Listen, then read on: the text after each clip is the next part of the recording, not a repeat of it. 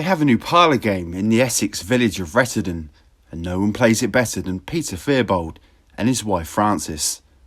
Murder Mystery is a game of mental gymnastics. It's aimed to formulate a theory, necessarily incredible, to weave the few known facts into a complete account of what happened 300 yards from their living room. The Fearbolds from Farming Stock were at it again the other night, over tea and walnut cake. He wondered why there was so little mess when he made his discovery on an icy winter's morning.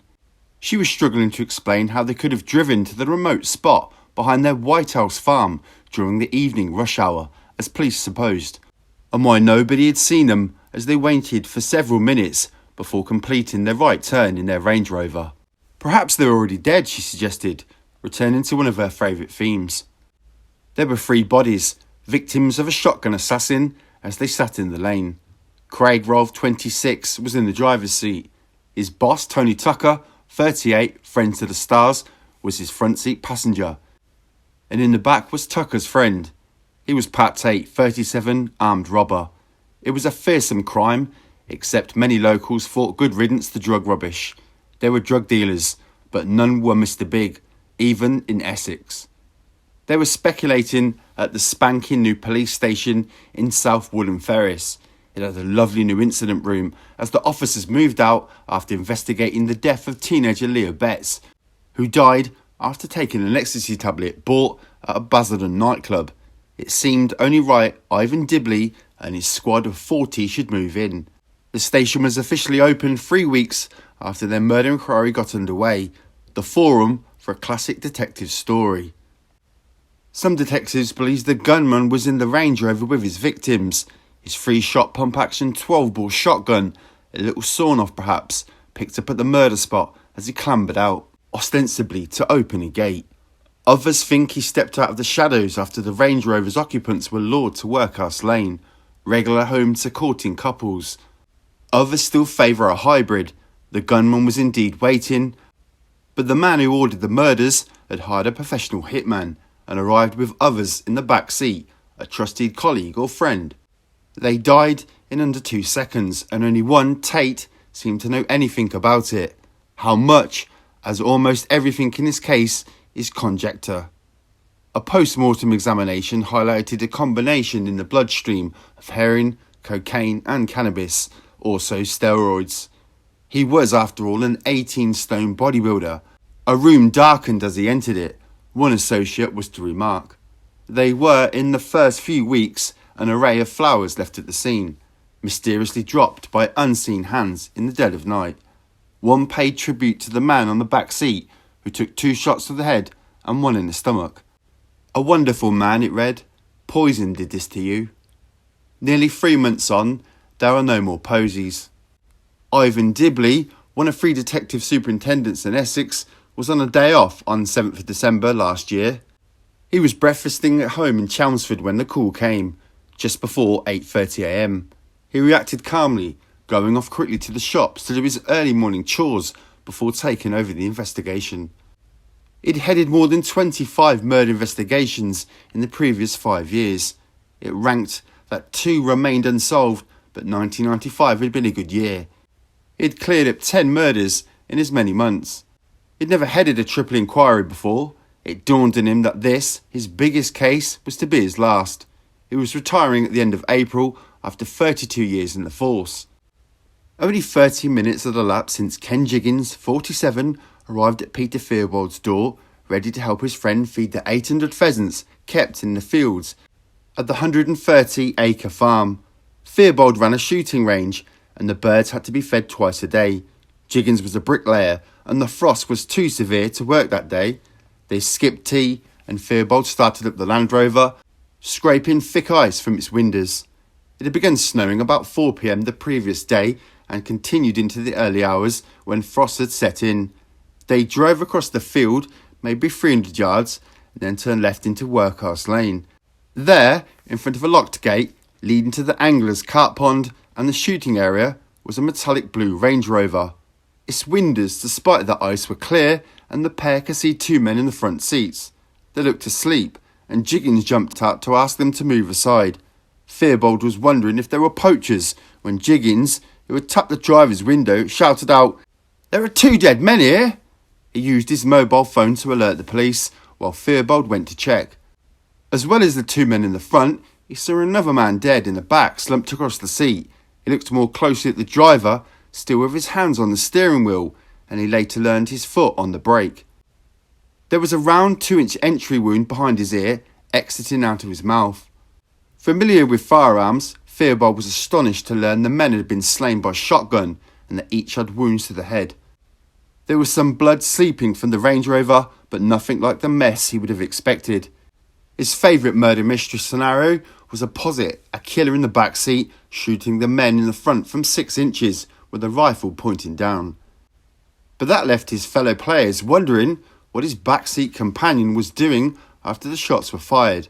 Maybe he thought he was in on the hit, or perhaps he was too drugged to react. Craig Rolfe, father of a daughter, was the first to die, police believe. A small-time hood, he was the driver, and the automatic gear shift was still switched to drive. But, said Dibley, he looked as if he'd pulled up at traffic lights. Alongside him was his boss, Tucker, minder to ex-WBC super middleweight champion Nigel Benn. He ran a lucrative security agency for clubs around Essex and East London, and pocketed maybe £1,500 a week. Like the others, he had a fine lifestyle, living in a £250,000 home and driving fancy cars. He was, like scores in Essex, in the drug business, a wholesaler who never dirtied his hands. He was big in Basildon, but hardly serious enough to merit such special treatment. His bouncer business gave him the outlets, and Rolfe, who had a cocaine problem, was a trusted gopher, no more. Tate, who had a son, was out of prison for no more than 6 weeks when he died. He had a much more serious criminal record than the others, including convictions for drug offences and armed robbery. He had once escaped from the courthouse at Bellericay, making off on a motorbike driven by an accomplice. He made the mistake of visiting Gibraltar and was extradited back. He was out of prison on parole and enjoying a bath when a gunman came.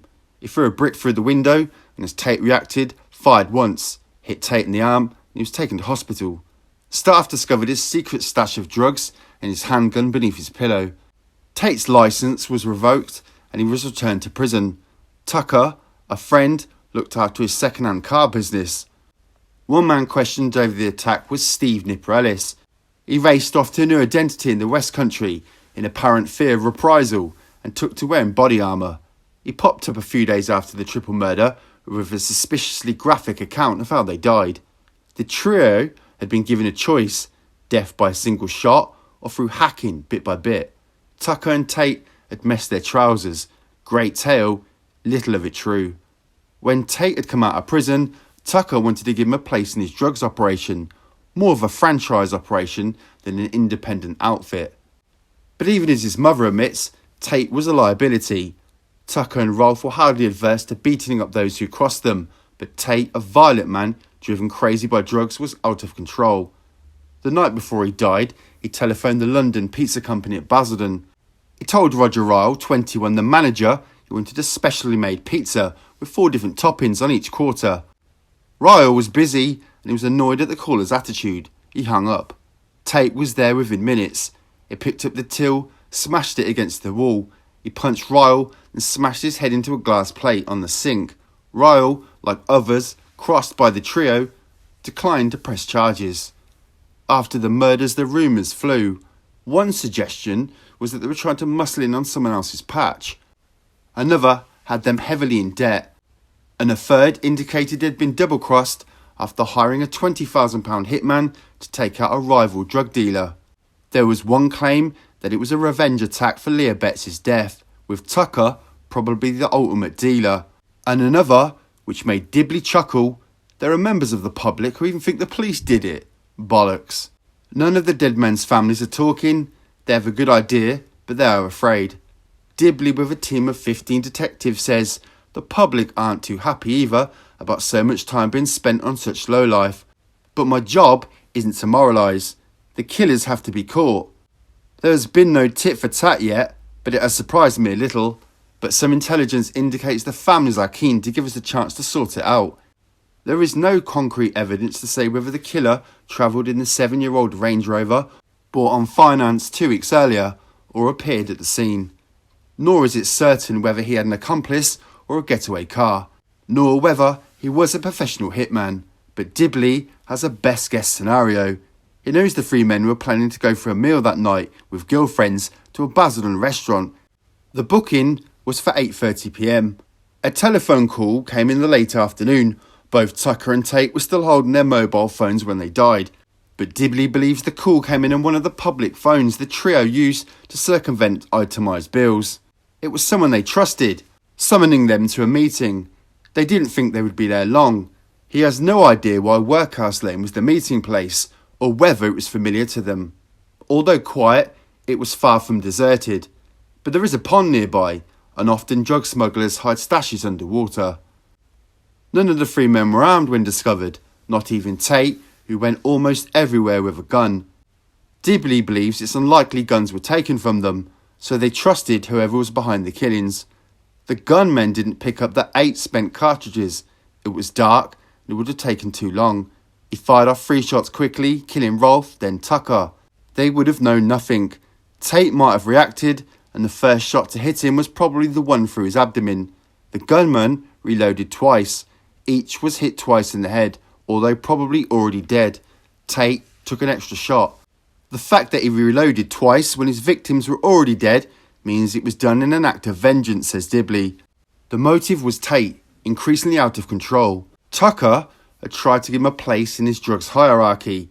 That allied to Tate's behaviour and infuriated others. Tucker and Rolfe, according to this version, were taken out incidentally.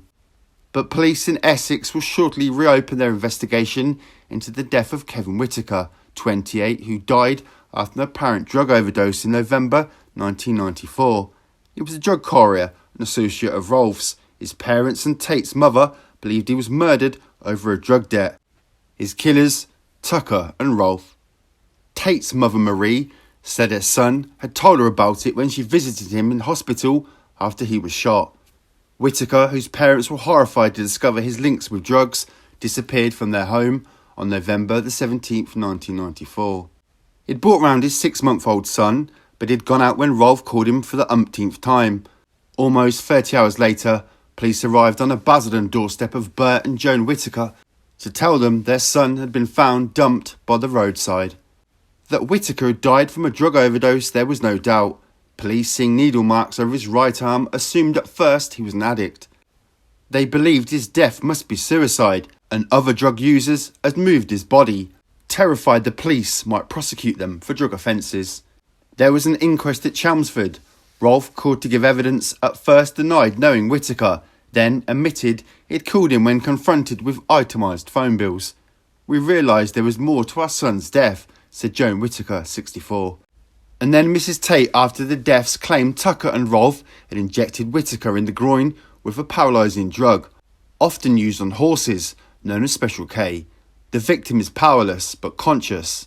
Whitaker was then injected with lignocaine and died. Mrs. Tate thinks Whitaker's friends avenged his death. Her son was the innocent party, but Whitaker was small fry, and although police now believe Rolfe and Tucker murdered him, they feel it had nothing to do with last December's events at Workhouse Lane. Dibley, who remains strangely bullish, has made one arrest. A 27-year-old decorator from South London was held in a joint operation with Scotland Yard and was charged with firearms offences. He was remanded in custody. "We're not frustrated. You only get frustrated when there's no work to do, and there's plenty to be done. I'm happy with how our inquiry is proceeding, and I'm hopeful of a rest before I retire. It's how I'd want to end a 32-year career."